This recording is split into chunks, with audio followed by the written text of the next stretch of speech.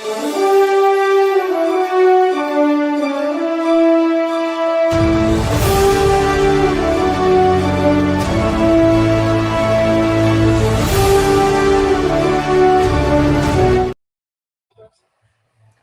hello, everyone, and welcome to our training program. Oh, man, it's going to be great today.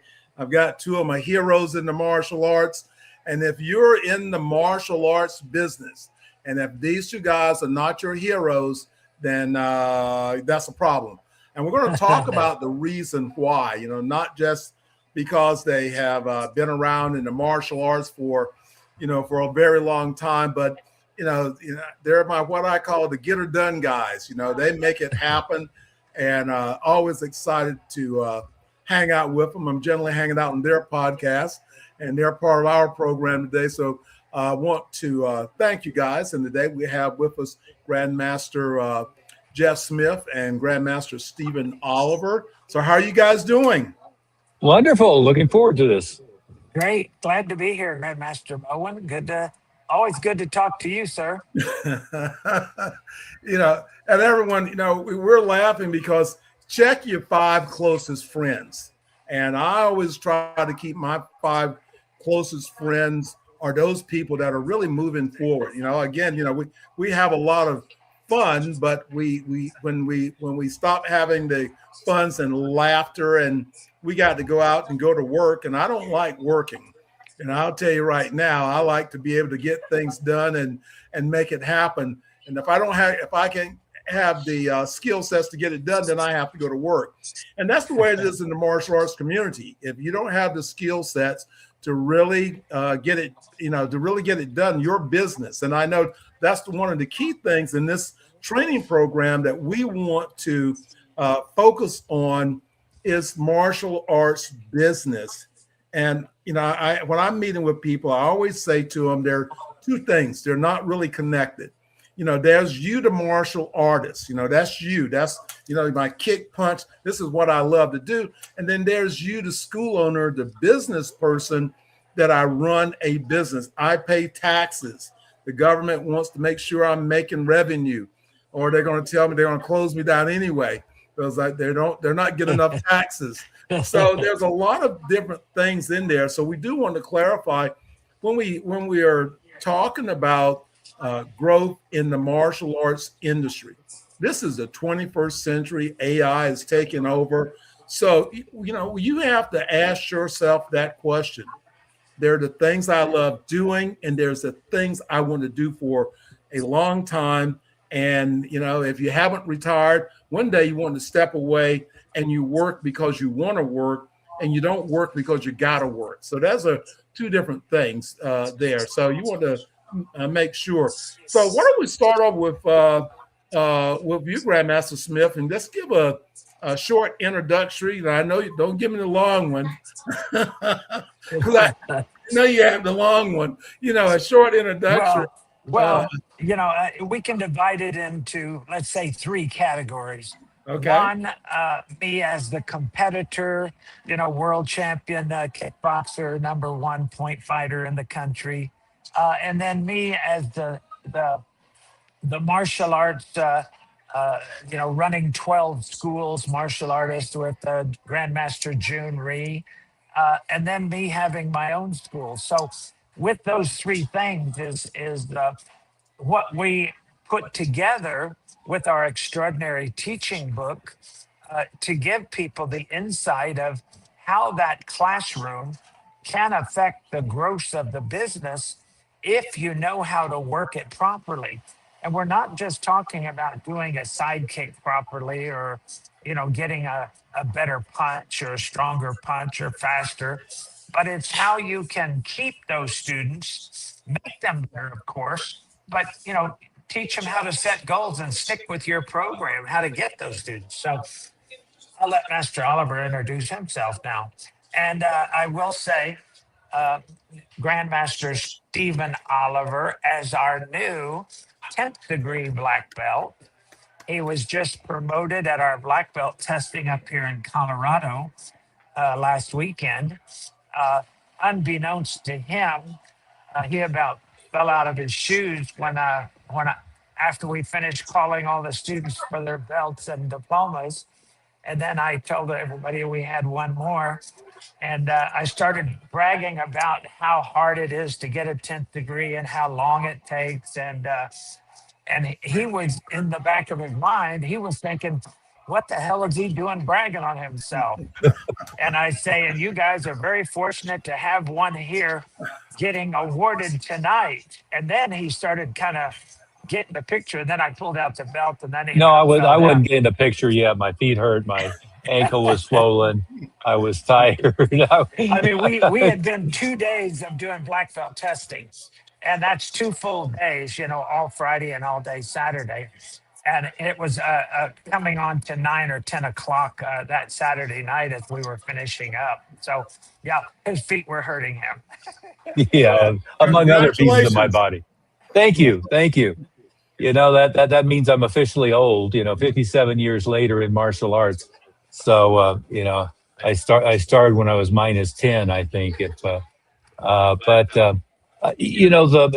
brief background, Jesse, not to bore everybody with that, but I kind of consider my background to be like that book Rich Dad Poor Dad. I grew up in Tulsa, Oklahoma. We were training in a branch of the Junior Institute that was at the Oral Roberts University, Tahlequah Junior College, YMCA, YWCA, et cetera. And everybody that I was surrounded with, which I think is most of the industry, frankly, were convinced that it was impossible to make a living running a martial arts school. It was impossible to do everything. I keep talking with people who say, you just use the term, the 5 friends, 5 closest friends. Most martial artists are hanging around with broke people and are getting convinced that it's impossible to run a school or make a living. I went to Washington, D.C. when I was, 20 years old, to go to Georgetown University because I had a job. Jeff Smith had offered me a job teaching for the Junior Institute. I thought my path was going to be get an MBA at Harvard, go to work in Wall Street, and be a kickboxer. I very quickly decided the world champion kickboxers were all a genetic mutant breed that I wasn't quite cut out for. So the idea of getting kicked in the head repetitiously for a fairly small amount of money didn't appeal to me. But I did learn that they were running a multi-million-dollar chain of martial arts schools. And instead of being surrounded with people who were broke and who were telling me that's the only option, he was driving a Mercedes, living in a beautiful house. Junri was living in a mansion, driving a beautiful car. Nick Okinas was driving a Lincoln and a Rolls Royce and so forth. And I found out there was, not only a career to be made, but a career that was as lucrative as whatever my other options. So instead of going directly to Harvard, I moved to Denver and opened 5 schools in 18 months, 6 schools in 30 months. By the time I was 25 years old, I had 3,500 students. And it was definitely at that point kind of abandoning the poor dad and adopting the rich dad philosophy. And I tell people I was born with a silver spoon in my mouth, and it wasn't money. I was broke, but I had a chance to, for 3 years, watch what Jeff Smith was doing running the school, what Junior Institute was all about, and so forth. And then over the years, I've, run my chain of schools, developed it into an international franchise, acquired NAPNA, and ended up doing coaching and consulting, starting with how to use the internet to run your martial arts school 25 years ago. And of course, we're on the leading edge or bleeding edge of AI and all of the other stuff now. But, Master Smith and I have been working together for many years, both in my Mile High Karate schools, but also then with Martial Arts Wealth, teaching school owners just like Nate how to be successful with their schools. So we've got a big stable of school owners, if you will, that are $1 million, $2 million single school operations who are netting 50% or 60% of the gross and are able to drive the Mercedes or the Porsche or whatever it is they want. More importantly, they're developing a lot of students, high quality, high skill level, high integrity. So our guys are really having a dramatic ripple effect through their communities with the martial arts instruction. Oh, really a key point there. And everyone, we're going to get into the good stuff, but this is important here because this is our testimony. And if someone's got a testimony, if they did it, then you can do it too. I know when I opened up my school in 1980 and I bought a Karate International franchise, I'm out of North Carolina with Sensei Jan Wellendorf. And, at that time, the Karate International franchise was a new hot thing, one of the first organizations to start doing contracts. And I tell people about people that say, well, I'm not going to put anybody on a contract. And I say to you, every month you have to re-enroll every student you have in your school. Every month you have to re-enroll. So, and what got me involved in the martial arts and made me want to decide I wanted to open up a school, wasn't my love for karate or the martial arts. I'm working at Rockwell International, general machinist. I was probably making $7, $8 an hour at that time. That was really great money. And, they made $10,000. Well, that's $45, $50 an hour now. Yeah.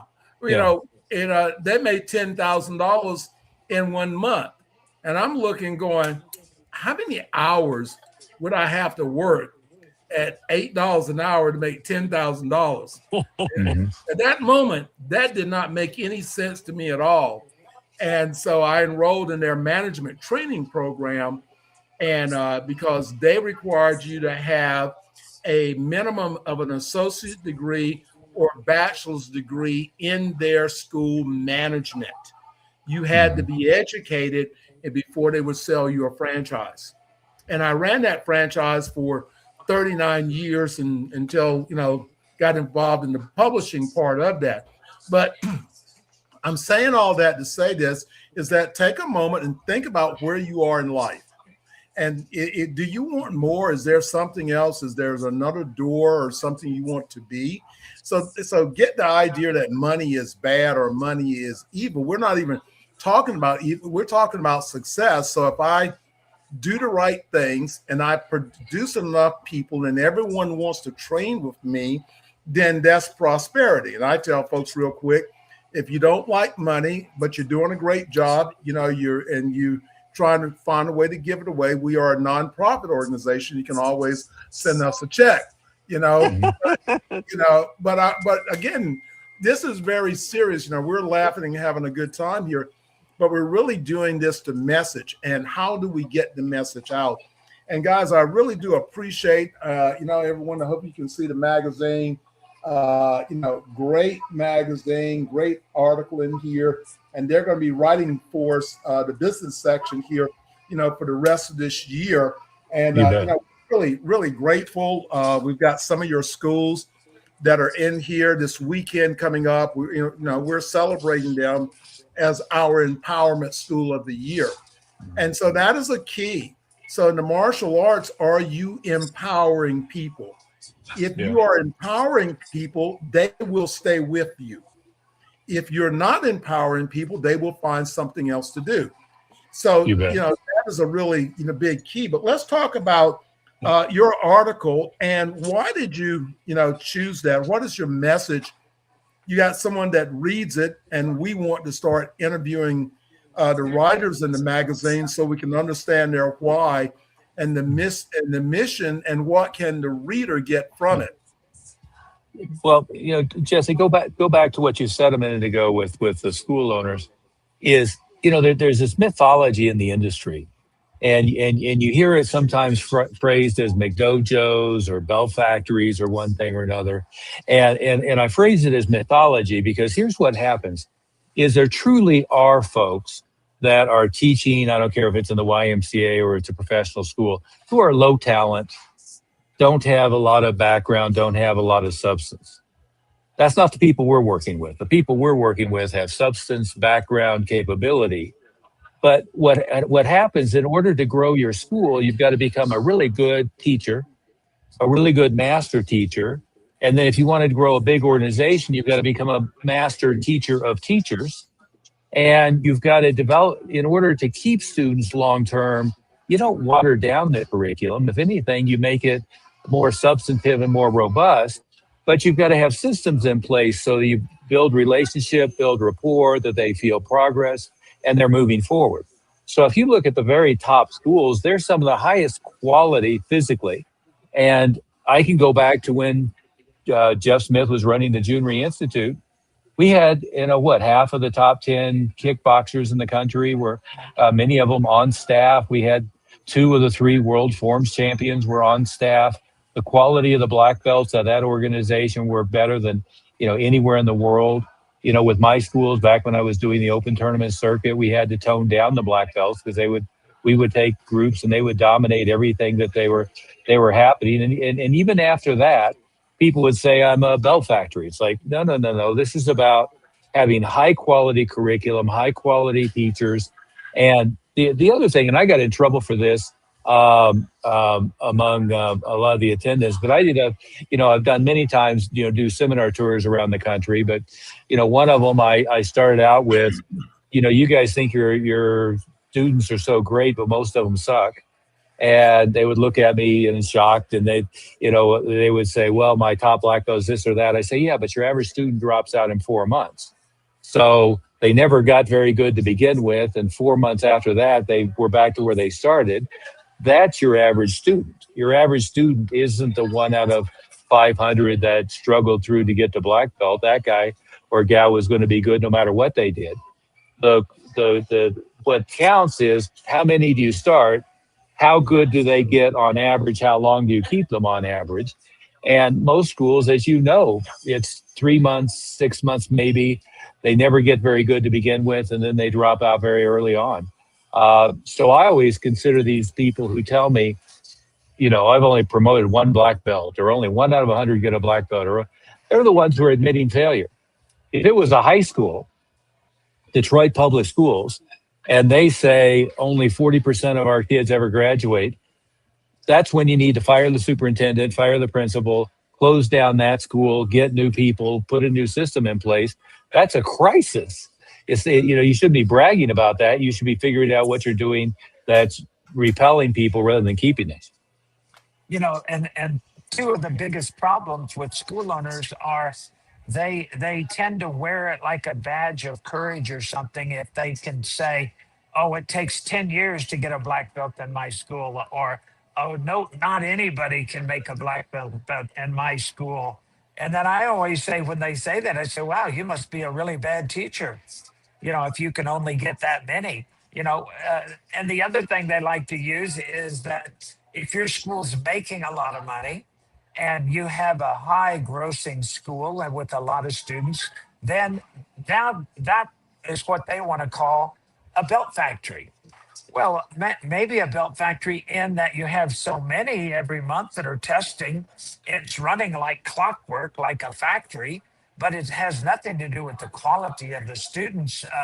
The quality of students is based on their testing on a regular schedule and have certain standards. But what we found is the poor schools, the schools that don't have many students, that have a low gross, they all need what I call a crutch.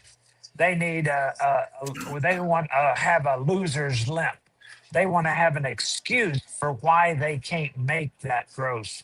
And it's going to be, oh, in my area, you can't do that because we don't make enough money. This is a low demographic, or whatever the excuse. And it was so funny. Master Oliver was talking to one of the school owners, and I don't like to use names because we don't want to put anybody on the spot. But he was in the San Francisco area.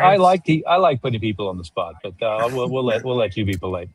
So it was in the San Francisco area, which is one of the highest demographics in the country. And when we were talking to him about raising their prices, the first thing he said, he says, well, you don't understand. There's no way I can raise my prices here because everything costs so much. Well, the reason it costs so much is because everybody makes so much. But then the ones in the low demographics are going to say just the opposite. Well, they can't afford it because they don't have enough income. So, in other words, it's an excuse for not making it. What you got to do is find more excuses to be able to make it. We've already proved it with our many, many members, where we have some of the schools in the worst demographics in the country doing 100,000 a month. We have schools in the best demographic doing 100,000 a month. So it really doesn't matter where you are, because you can be $1 million school with as little as 300 students. And that's the thing, that pricing is such a picky thing or a touchy thing with a lot of schools. Well, I can't raise my prices because the other schools are charging blah, blah, blah. It doesn't matter what the other schools are charging, but most of the school owners are charging more, or they're charging less than the June Institute was charging back in the 70s. Back in the 70s, we were 197. And we get schools coming on board with us now that are charging 120 or 150, and they don't want to raise their prices. And I go, your rent went up, your payroll went up, your marketing went up, everything's gone up fourfold, fivefold, tenfold in some cases. A Corvette back in the 1970 was like $4,000 or $5,000. Now it's $100,000. So if you don't raise your prices to everybody else, then you're going to be broke. But you have to know how to implement that. And that's part of the things that we teach everybody in our extraordinary teaching book and with our members. Yeah. Well, go ahead, Jesse. Well, I'm sitting here and my brain is telling me, so the biggest problem is mindset. Mm-hmm. The big problem is mindset. So everyone, if you're listening to us and you're still hanging out with us, so we're talking about mindset. And because it's, if you think one way or you think you don't have, you cannot have. But if you think that all things are possible, then you're going to draw those things to you. And that's the reason why, being in association with people that think that way.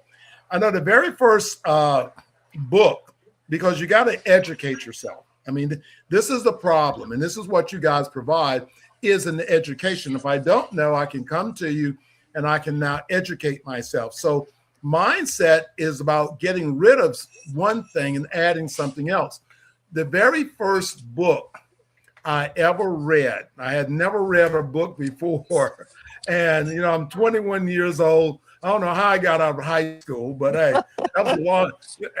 I'm better today than I was then. But anyway, but the first book that O-Sensei Wellendorf gave me to read, and I still have the book, it was called Think and Grow Rich. One of my favorites. That was the very first book. He said, here, take this, go home and read it. I'm going to ask you questions tomorrow. But you see, what he was doing was developing my mindset to think outside of the box. So essentially in the growth process, and what you guys do and is to really begin to work with the mindset, because if I don't change the mindset, no matter what you tell me, I still don't get any better. That's where you really have to you really have to start that process. And I know when I would hire staff to come and work for me, the very first assignment they would have was to go out house hunting. You had to get a home, but you couldn't look at anything under $300,000. And they had to come back and tell me where they went and what. Because if I cannot get you to see and move beyond your poverty mindset and getting you to think about how good you are, how blessed you are, how many opportunities you have, because at the end of the day, it is not the material things. You don't take anything with you, but it's always living, heaven on earth. How can I be the best? That's why the Who's Who books are about your legacy. What will be your legacy as a martial artist? And if you get out there, and if I can now help more people, then that's what happens. So as a teacher, if I'm going to be a martial arts instructor, that's what should be one of the top things, is for me to teach people, to help people to learn the martial arts. If I don't want to deal with the management, then I need to hire me a manager, send them to you guys, train the manager, but you have to be careful because they'll start seeing success and they want to open up their own school. So, that becomes a problem. But that is a key that we want to know, because you can read this article in this great magazine, which is a great article, but if you don't comprehend it or if you don't apply it, it still doesn't work. So, that's the reason why, I'm always telling people and really recommending you guys, because I've been seeing for years, the results of what you produce is hang out with the best. And guess what? And you will become the best. So You what? bet. Okay, we understand that one of the key things is mindset. So what is it? I want to be better. So, Grandmaster Oliver, what would you tell me if I wanted to be better? What would you tell me? Where would I start at being better? I know that's the thought of being better is the beginning. You bet. You bet. When we talk to school owners, there's some commonalities. One is they all think if they just had more students coming in the front door, they'd be in great shape. They all think that their students love them, that they're a great instructor. Their problem isn't dropouts. Their problem is they're getting 5 students a month now. If they had 15 students a month, they would be great. And that is one of the things we teach. We teach marketing and how to develop traffic and so forth. But in almost all cases, when I say almost, I've talked to one school owner that I said, yeah, your retention is great. You're right. Otherwise, mostly they don't know. They don't know that they're losing 10% a month. They started the year with 100 students. They enrolled 120 students. They ended the year with 100 students. They don't even realize that their biggest problem is they're going out the back door as fast or faster as they're coming in the front door. And so there's a lot of moving pieces to that. But surely school owners, if they start with hanging around successful school owners and being deaf to the guys who are broke. Matt Smith and I have this debate a lot, and I say, don't hang around with them. And he says, well, we like hanging around with, and I'm like, no, I'm like this. I don't want to hear what they have to say. I don't want to model their behavior even subliminally. I want to be around people who are successful at this. I want to be not hanging around people who are unsuccessful. Heck, I felt diminished by talking to 3 broke guys last week who spent 30 minutes each trying to sell me on why they were unable to fulfill anything in their school. And every time it was, I talk to my friends who run schools and they tell me how hard it is. I talk to my friends who tell me I couldn't charge any more than I'm charging. I talk to my friends, hang out with different friends. If you're hanging out with a bunch of school owners who have hundreds, if not thousands of students who are high quality, who have made a living like Master Smith and I have for over 40 or 50 years running martial arts schools, now you're talking to the right people. But if you're talking to a guy who's running a day job, working the school part-time, grossing $3,000 a month, and taking his advice on anything, you're barking up the wrong tree. So I always start with that. Surround yourself with people who are successful. That's what we do we bring everybody together in a mastermind environment, and they're sharing ideas with people who are very, very, very successful at what they do. And many times they're doing 10 or 20 or 30 times what they're doing when they come in. And then secondarily, Master Smith likes to talk about stats, but we're keeping numbers on every piece of the operation. But we're keeping an eye on student quality, on retention. Some people call it churn. We're making sure that once we put them in the school, we're keeping them as long as possible, creating the highest possible. There's rule number 1, always turn your phone off. So we're helping them stay on top of numbers so that they're not managing subjectively, they're managing objectively, and they really understand what's happening in their school so that they can develop from there. And that one thing you said real quick, Master Oliver, you can't imagine a big corporation who didn't track their marketing, who didn't track their numbers on what they were spending, what the return on their investment was, how many leads they were getting, how many of those made an appointment, how many intros you had, how many enrollments, how many renewals, what was your total gross, what was your dropout rate. All of those things you have to track, and then you have to do them on a monthly basis and set goals for increases. And you get your team together and we set a goal. And schools tend to be very hypocritical when they're telling their students, that it's important to be a black belt. In other words, set your goal, and a date to reach that goal, and that's going to help you reach it better. Have a plan with the different belt levels to get there, et cetera, et cetera. And then they don't do it themselves with their own school. Their goal is to do whatever they do, and they don't track it at all. And it was the hardest thing that I got new members to do, were to keep accurate stats, because when we look at the stats, we can see where the holes are. We can see where they're losing those students, what they need to focus on.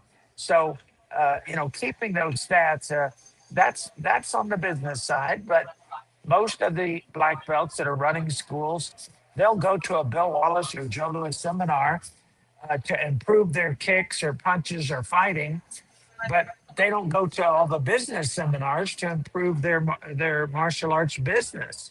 And even going to a seminar or reading a book by itself doesn't help you. It supplements you. You had a teacher that got you to be a black belt. That's why the way we've gotten our members to $1 million schools and above is by having weekly meetings with the beginner group.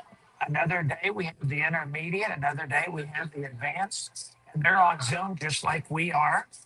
And we're training them, working on their basics, the intermediate and advanced, and slowly bringing them along and reaching their goals. So you have to have a whole training system the same way you do at your school on attaining belts. We apply that same system for them to become a black belt in business. And to be a black belt in business takes about 4 years for your first degree. And we classify that as a first degree if you can get to the 1 million. When you get to 100, it's like a second degree. And then 125 is a third, and we keep jumping up like that. But this is how we get schools reaching that, because now they have realistic goals and they have plan of action that we help them develop to help them reach those goals. Yeah. What?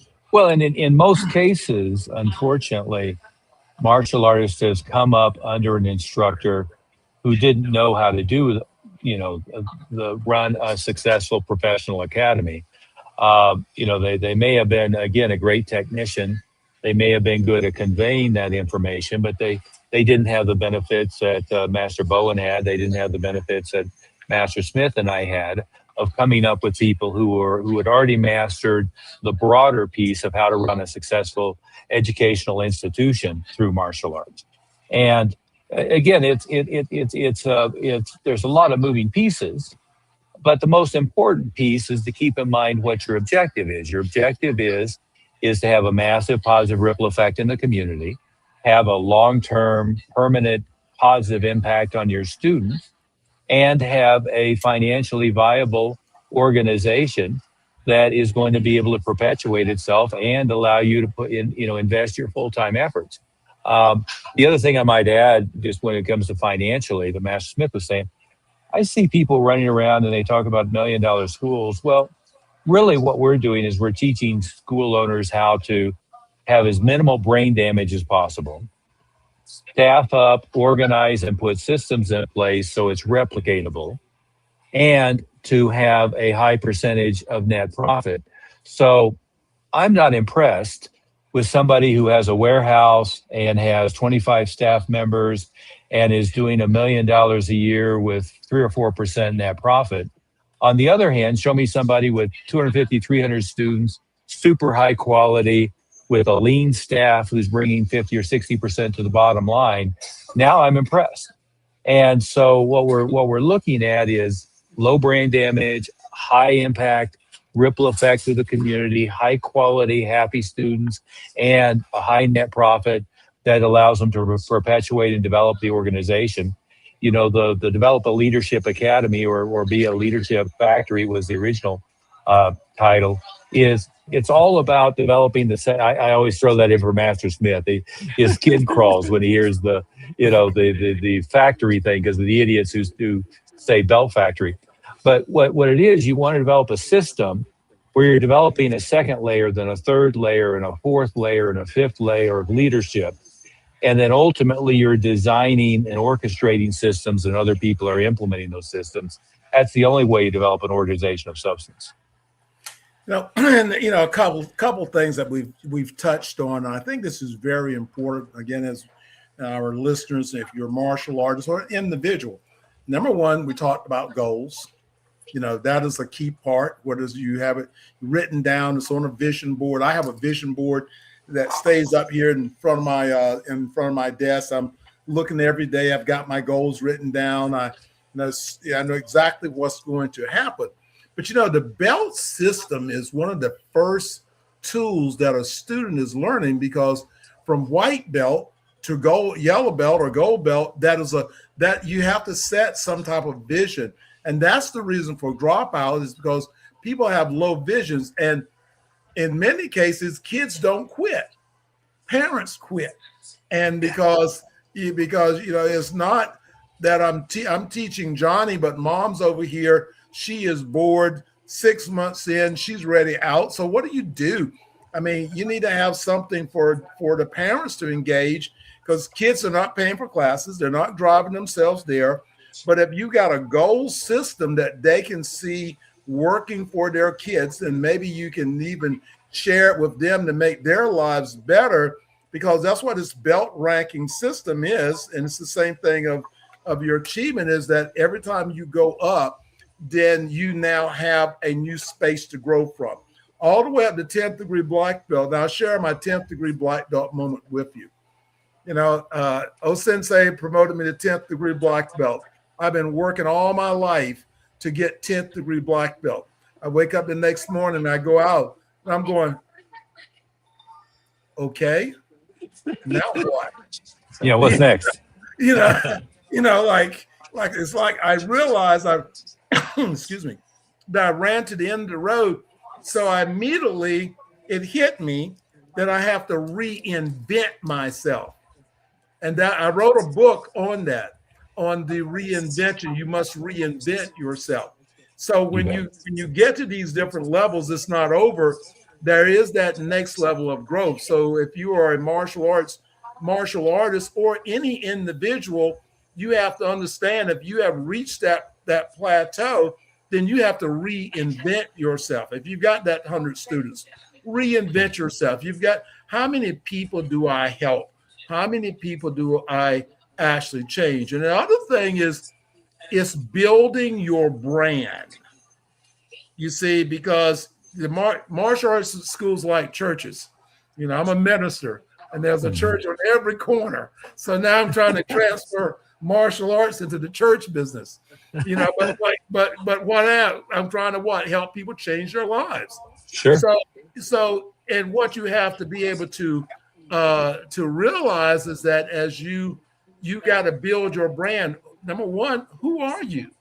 And that's what we try to do with the magazine, is to be able to, when you're featured, so we have 10, this is the front cover of the magazine, but we have 10 other people that have this same cover. So now in the branding part, and you're featured in a magazine, when I now do my presentation, or my manager does the presentation, we hand you a copy of this magazine. The instructor signs it. That's one of the first steps of building relationships. And that's the other thing, that when you are, enrolling students, your dropout is because you probably don't have a relationship with that student. Now, we're not talking about personal relationships. We're talking about that student respects you. So, I mean, magazines, the very first day I started in the martial arts, what sealed the deal was a magazine I opened up, and I saw a picture of Chuck Norris holding a giant trophy cup. I knew at that moment I wanted to be a karate champion. I didn't know anything about the business, but I wanted to be like Chuck Norris. Now, if I hadn't picked that magazine up, we may not be having that conversation today. So the power and that's the reason why I've gotten so involved in the magazine market. And we're launching our new website this weekend. Of course, it is called the Martial Arts Extraordinaire Magazine.com. And so we're creating ways of helping to promote you and build your brand as a martial artist.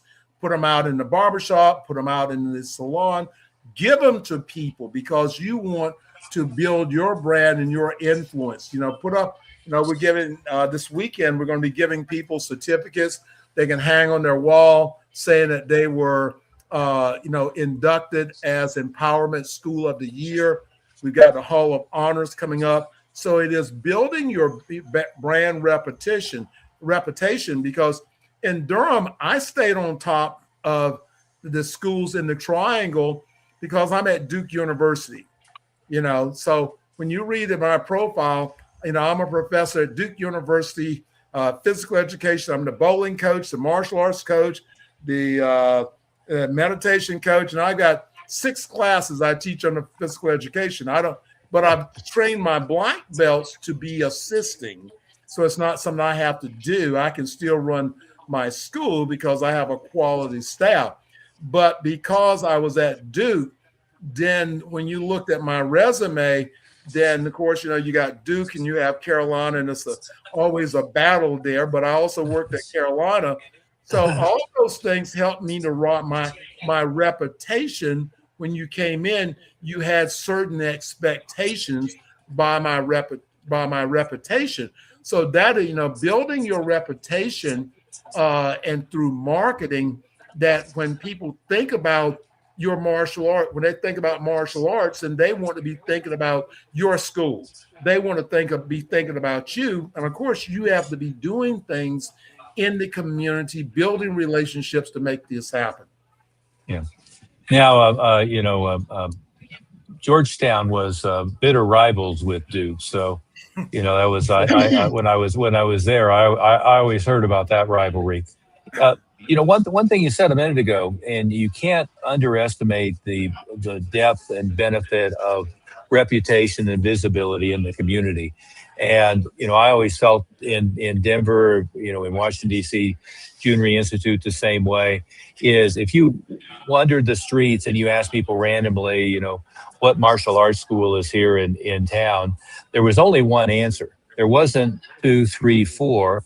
In Denver, it was Mile High Karate. I don't know anybody else. In Washington D.C., it was Master Ree. You want to be so omnipresent that's the only thing that's top of mind if you're really going to do a great job with it. Go back to one other thing you said there, though, is how do you keep mom engaged? How do you keep the parents engaged? It's got to be a compelling vision. You mentioned your vision board. If the parent has the vision of my child is going to be valedictorian and they're going to be off to West Point or off to Harvard or off to Duke, their martial arts, they have this picture of them graduating for their black belt, becoming a teacher, becoming a leader.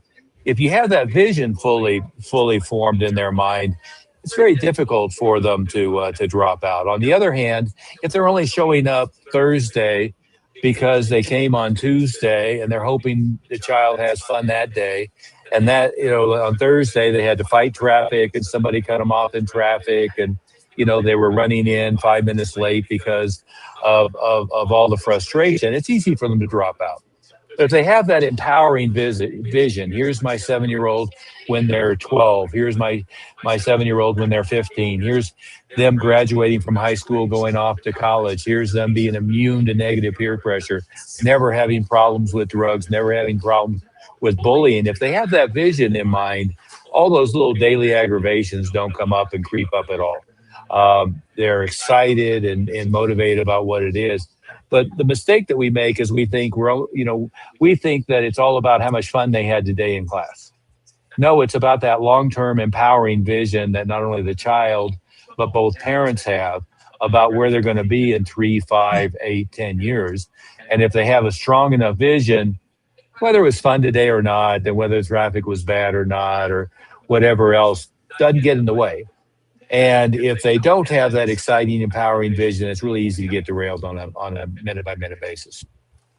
And you said something about the parents being engaged, and we really have we doubled down on that. We have 2 ways that we want the parent engaged, and even though there's two ways, we've got to have at least them be engaged in one of them, or they're not engaged and they are going to drop out or not encourage the student to stay there.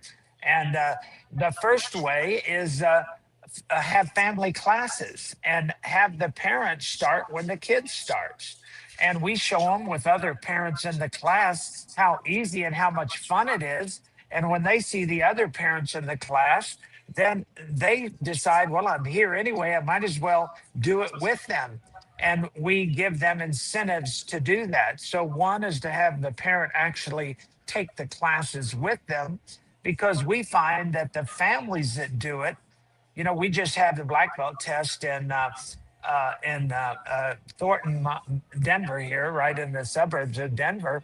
And we had about 75 students testing for black belt, and 3/4 of them had parents and taking with them that were graduating because they emphasize that when they start. The second thing is what we call our character worksheets. These are the things that the kids are doing at home to reinforce those good habits that we want them to learn on their journey to black belt, to teach them that discipline, to teach them that respect, confidence, and focus. And one of them is like their self-discipline sheet. They're going to do something around the house to help mom or dad without them asking. And when they fill out 30 things and they turn it in for their belt graduation, they receive a medal for it. So it's not like a participation medal. It's because they did 30 days of doing things around the house. Well, how happy does that make a parent? Well, we have a job list where they also check off every day a couple of things that they're doing on a list, because some kids, we have a healthy eating sheet where kids learn to eat healthy, because we're educating them on the benefits of eating healthy and not the junk food. We have a reading club where they're reading and getting credit for reading any book, and we emphasize educational, but whatever they want to read, because we find the better readers are the ones that do better in school. We have the practice sheet where they're doing their homework, their martial arts practice at home is another one of the sheets. So when you have those kind of things that they're doing at home, then the parent doesn't want them to stop doing that, because those habits are helping around the house, showing the respect, using words of respect. Thank you, please, you're welcome, yes sir, no sir. Those kind of things are very important, and that they do at the martial arts school, that they start learning to do at home and learning to do at school. And these are the good habits that we emphasize that are important on their journey to black belt. And that's how, when we get the students engaged like that, the parents have to keep track of the sheets for them. So now the parents are engaged, the parents know what they're doing. And that's how we it's almost like regular school.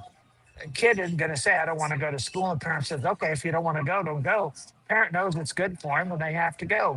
You're going to school. Too bad. Well, it's almost the same thing with martial arts. It's good for you physically and mentally. It's going to develop all of those extra, what we call life skills, to help you become a leader. And that's what parents are looking for. Well, yeah, you're correct. And this is the great thing you guys do. You actually do that. And again, guys, you can check out their book. It's on Amazon. Where are some other places they can get a copy of the book? Extraordinaryteaching.com. Extraordinaryteaching.com. They can get a free digital copy immediately. They also will get a copy of the previous book, 6 Simple Steps to Fill Your School, which obviously is more marketing oriented, and a bunch of other free resources. And there's no obligation. It's just you can get the immediately free digital copies there, or go to Amazon for the physical copy. And great. And everyone, and then of course, the American Martial Arts Alliance Foundation is a nonprofit organization, and we're getting ready to do our scholarship program. We give the Future Leaders Scholarship, and we give the Cynthia Rothrock scholarship for girls.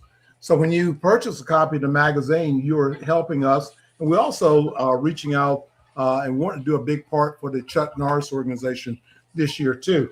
So when you go and buy a copy, send me your receipt. And we've talked about this and Grandmaster Aller and Grandmaster Smith. So, we're going to set up, when you buy a copy of the magazine, you're also going to get a chance to, log on and take a class with them.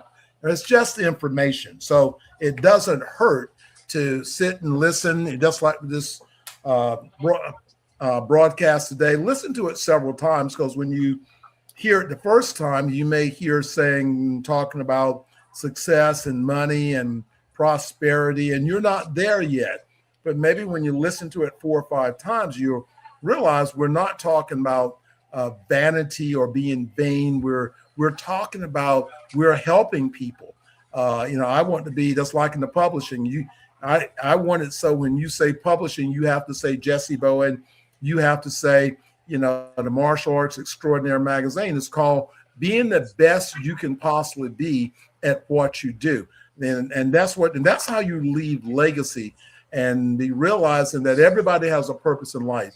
And if you haven't found yours yet, then again, martial arts is a place that you're training yourself mentally, physically, emotionally, and you can make a connection with your higher self. Everyone has a purpose.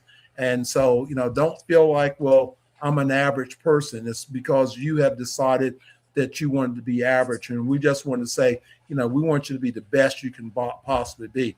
Any final words from you guys? Let me just add for everybody out there, if you want to be more successful in life, more successful in your martial arts school business, more successful in your martial arts physical training, then you have to do 2 things.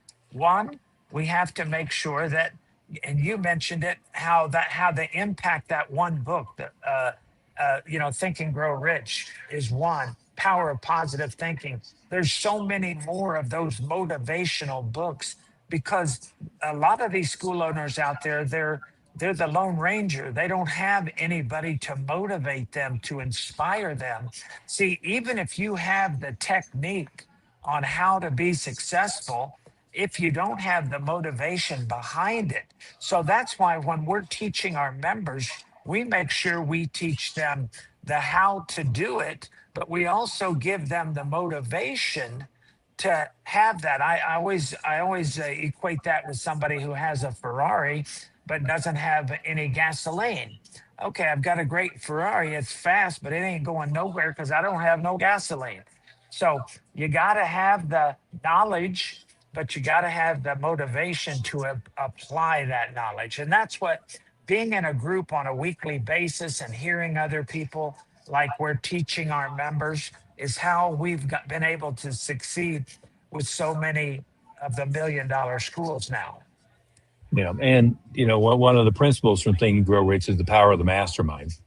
And so the value of being around other successful school owners who have the right mindset, both, you need mentors who have been there, done that. As Master Bowen, there's what I not too charitably call the bozo explosion going around the industry. A whole bunch of people who never did it themselves or were never able to replicate it across multiple locations and multiple people. So you've got to have mentors who have been there, done that. And then you've got to have that power of the mastermind where you surround yourself with other people who are thinking in the right way, who have your best interest at heart, who are thinking in the right way and are success oriented. And then you have to have the strategies and tactics. But the strategies and the tactics are almost secondary to mentorship and the mastermind effect that comes with it to help you grow and develop from there. Well, yeah, and you're exactly right. And I do appreciate you guys coming and being a part of our training program. This is the first time we've actually done the Martial Arts Extraordinaire Magazine Awards online presentation. And we did this because we wanted to recognize those people who were really making an impact, teaching them how to be able to use magazine marketing in their martial arts school. We want to encourage them to be able to write. If you're looking to publish a book or write a book, then reach out to Elite Publications. That's elitepublications.org. We've helped thousands of people share their biographical information. Now we're turning around teaching them how to write their own books and how to monetize their books and how to be able to build that influence. Remember, you've got knowledge in the graveyard's the richest place in the land because everyone, took all that knowledge with them. Share that knowledge, make someone better, be a part of that because this is what we really want to do. And so if someone wanted to get up with you guys, where should they go if they needed to, set an appointment or learn more? How do they get to you? They could reach out to our national director directly, 720-256-0200. I'm sorry, 0208. 0208. 0208. I should have that memorized, shouldn't I? 720-256-0208. They can directly reach out. We're happy to chat with them. Or as we mentioned, they can get the book directly and get a lot of other information directly at Extraordinary Teaching with no obligation. But lots of free material there. Again, if they call that 720-256-0228, they'll speak with our national director, Bob Dunn. And what he'll do is he'll find out a little bit about them and their school and what their goals are. And then he'll set them up with a call with me so I can go over what their goals are, what they want to accomplish with their school. And then I'll set them up with Master Oliver after that. So they actually end up getting 3 calls at no charge that are going to help them with their school. Whether they want to be part of our program or not is strictly up to them. There's no obligation, but it gives them a chance to hear how the other schools all became $1 million school and plus. And it was just by doing the same thing.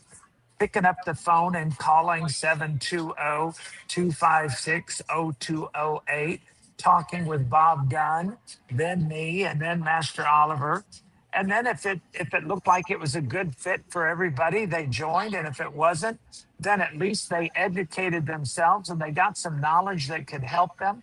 But either way, it's a win-win. So don't miss that opportunity. Take advantage. Don't miss this opportunity. It might be the thing that has been missing from your school for so many years that you can now change your whole outcome for your school. And one thing I would say is that regardless, they leave with benchmarks of how they're doing relative to the top schools in the industry.